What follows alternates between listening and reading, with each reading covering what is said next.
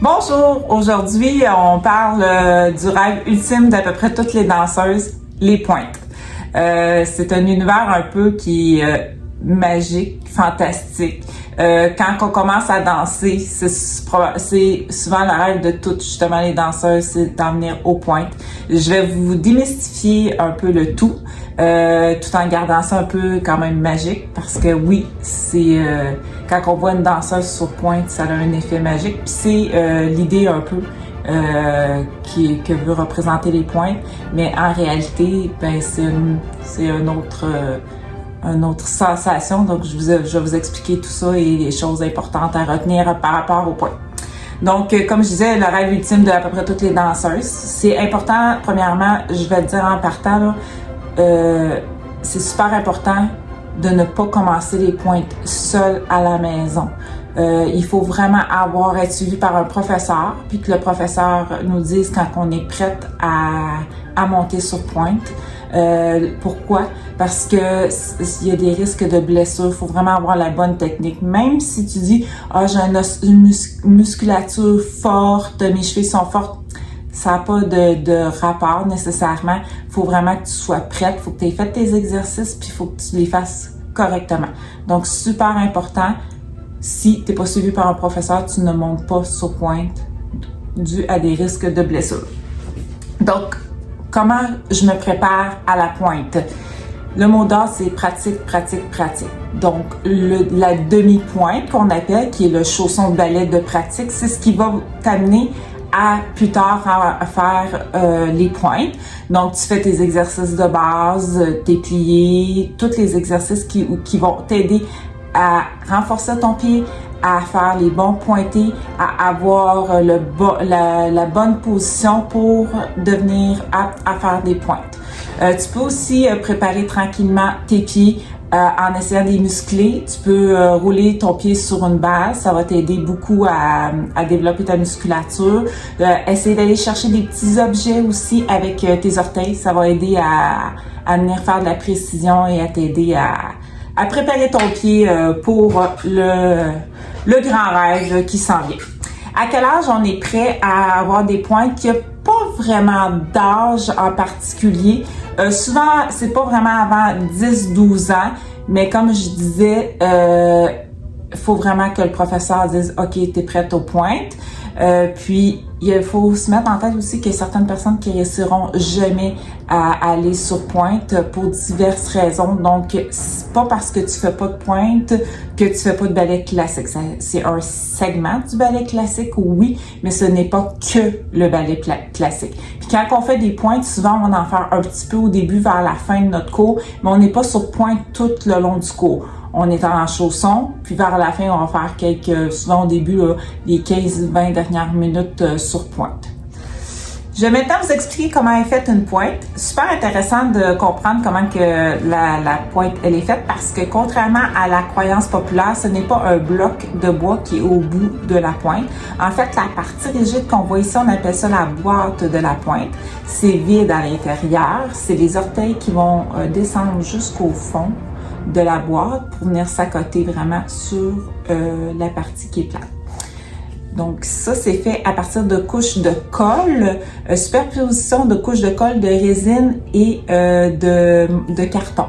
Donc chaque pointe a sa boîte qui est faite différemment selon les modèles. Fait qu'il peut y avoir des boîtes plus coniques, plus larges, plus étroites, il y a différentes formes. Ensuite, un coup que la boîte elle est montée, c'est fait à la main.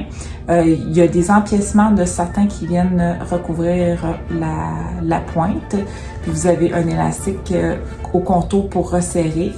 Puis vous avez aussi la semelle à l'intérieur aussi qui est fabriquée à part. Donc ça, c'est pour ce qui est de la fabrication de la pointe. Quand il vient le temps de se faire ajuster la pointe, c'est comme je disais, chaque boîte est différente. Donc nous, on va vous ajuster en fonction de votre forme de pied.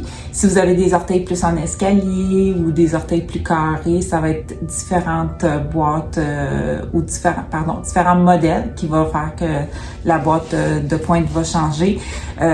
Faut vraiment se faire ajuster par un spécialiste, c'est super important. Moi, ça fait 25 ans que je suis dans le domaine de la danse, si on veut, de la vente de danse. Je me suis pas rendue aux pointes. J'ai fait un petit peu de ballet, mais je me suis pas rendue aux pointes. Mais j'ai appris là avec ma collègue qui est une danseuse. J'ai appris là comment ça fonctionnait, puis à force d'ajuster, un bon moment donné, j'ai été autonome pour l'ajustement, mais c'est la dernière chose que j'ai appris,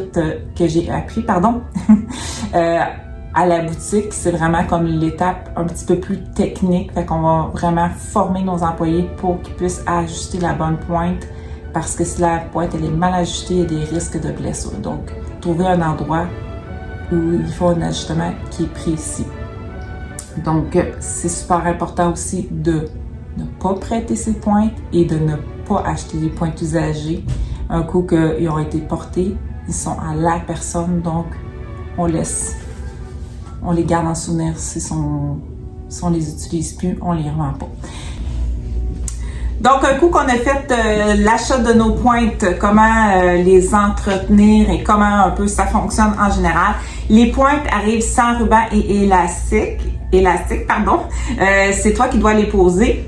Vous pouvez aller voir notre tutoriel de comment poser des élastiques sur TikTok et des rubans. Donc, ça c'est pour qu'est-ce qui est des rubans. La pointe, il n'y a pas de côté, il n'y a pas de droite et de gauche. C'est nous qui allons le déterminer. C'est important de toujours mettre ta pointe dans le même pied parce qu'on a les pieds qui sont différents. Tu peux avoir des différences entre tes grandeurs de pieds. Tu peux travailler différemment.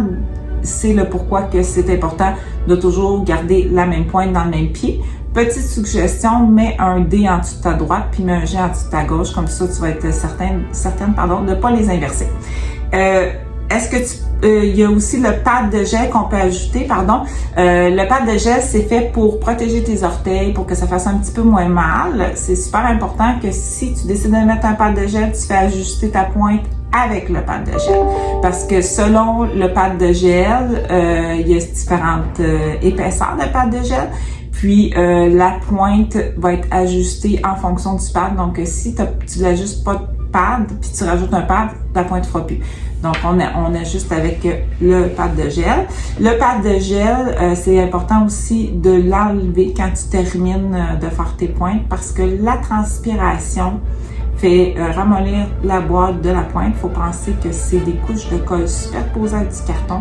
Fait que tout ce qui est élément mouillé, si on veut, comme la transpiration, ça va faire ramollir ta boîte de pointe, puis ça va faire qu'elle va devenir usée plus rapidement, puis tu vas devoir la changer plus rapidement. Donc, à la maison, quand tu arrives, tu enlèves ton pad de gel, tu sors ta pointe de ton sac aussi, et tu la laisses sur ton bureau là, pour qu'elle sèche un peu ou qu'elle respire.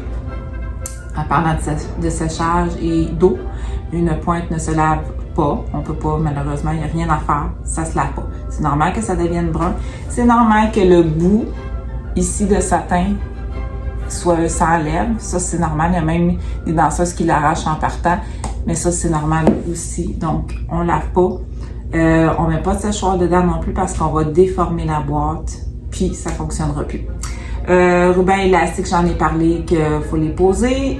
Comment qu'on peut aussi préparer ton pied avant de commencer tes premières pointes, la première fois que tu fais des pointes.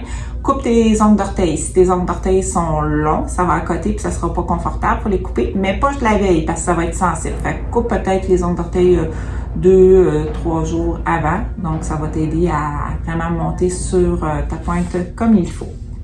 Tu peux aussi mettre tes pointes dans tes pieds quand tu les as achetés sans monter dessus. Fait que tu mets tes pieds dans les pointes, assis sur le divan, juste pour sentir comment c'est puis commencer un peu à les former. Mais attention, on ne monte pas dessus. On les met dans nos pieds seulement pour rester assis.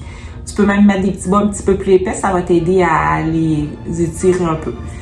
Plusieurs personnes vont travailler manuellement la boîte de la pointe ou la tige, dans le fond, qui est la semelle qui renforce, qu'on monte dessus.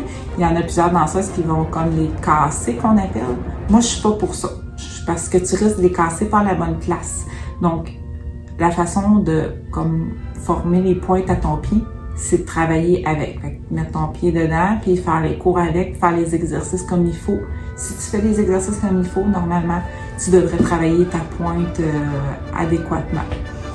Je dirais qu'en général, on n'a pas besoin non plus de faire d'altération sur des pointes. On a assez de modèles pour bien les ajuster.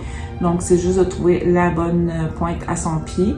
C'est sûr que des fois, il y en a qui ont des différences de pied. On peut rajouter un peu de laine d'agneau pour compenser. Ça peut être une solution aussi.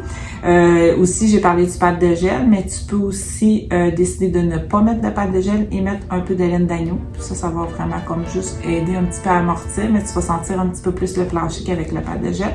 La laine d'agneau, en général, quand on ajuste, on n'a pas nécessairement besoin d'ajuster avec la laine là, parce que ça va s'aplatir un petit peu. Donc, ça devrait être bien avec un ajustement sans la laine. Puis après ça, on peut rajouter un petit peu de laine. Donc, c'est un peu ce qui conclut l'univers de la pointe.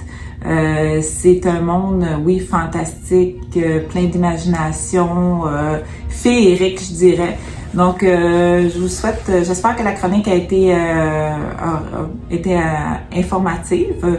Puis, je vous souhaite beaucoup de plaisir dans votre danse et de pas trop souffrir sur vos orteils. À plus tard.